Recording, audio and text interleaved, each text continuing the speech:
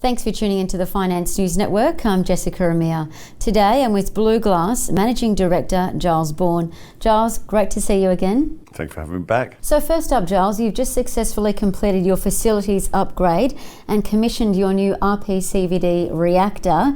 Just tell us what this means for BluGlass. Just to remind people that MOCVD is the technology that is widely used now in the industry to make these devices like LEDs.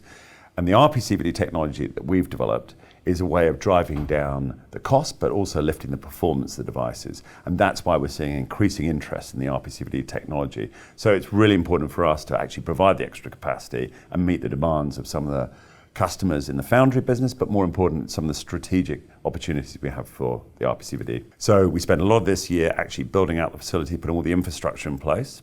We got 2 used MOCVD machines. One is a identical machine to one we have already in our facility, where we take the learnings from that and actually incorporate and make it better.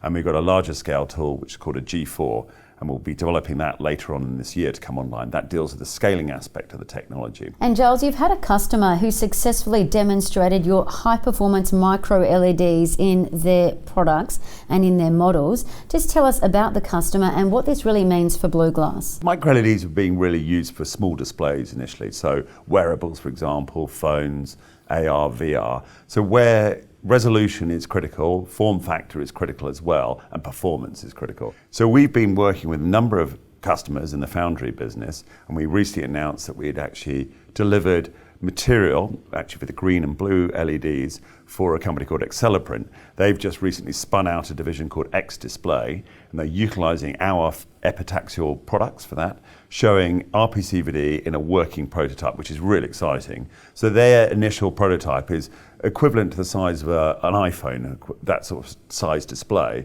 but it's really for the small displays where you can get really good resolution out of it. This company is based in North Carolina. They're getting a lot of attention from their technology, and we're an integral part of that prototype. Giles, when we last caught up, you spoke about a breakthrough technology that you were working on, tunnel junctions. Just tell us how this is progressing. Tunnel junctions and cascade LEDs have been talked about widely by the LED industry as a way of lifting performance without adding extra cost to the LED. And performance, I mean light output, and that's critical to the LED industry.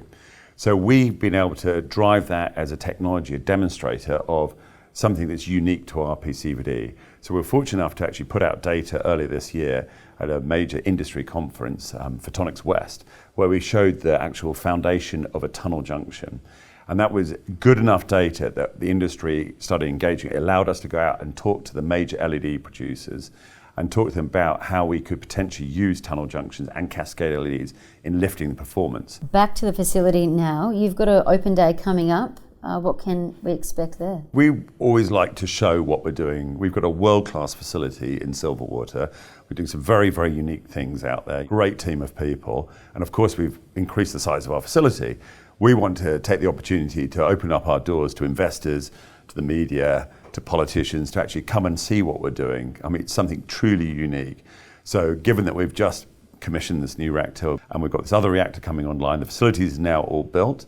We're going to throw open the doors on the 26th of August and actually allow people to interact with our team and interact with the board as well, see what we're doing, ask questions about technology and get an understanding of where we're going with it as well. So we're going to publish more details about that open day, but for now, 26th of August is a date to remember. Just lastly, before we let you go, what can we expect for this financial year? A lot of our focus has been around tunnel junction and cascade LED, and that still remains one of our core areas of focus because we think there's a genuinely good opportunity there, not just for LEDs, but there's some other applications like laser diodes as well, which use the tunnel junction and cascade LED. So we will continue to drive that forward, work with the LED community and the laser diode community.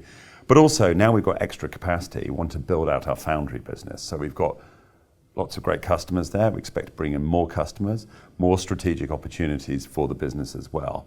So for us, really, applying all the learnings we've made in RPCVD and actually taking it to the market, and that will be our focus for the year. With all the development that we're doing, or have been doing during the course of this year, of course there's more intellectual property that's been developed as well.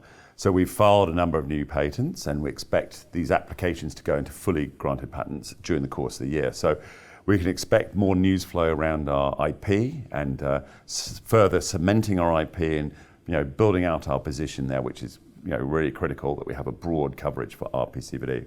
So lots of exciting things happening, not just only in the facility, but with customers, with partners, and also with our IP as well. Wonderful. Well, congratulations on all your success and looking forward to your opening day. Giles Bourne, thank you very much. Thank you, Jess.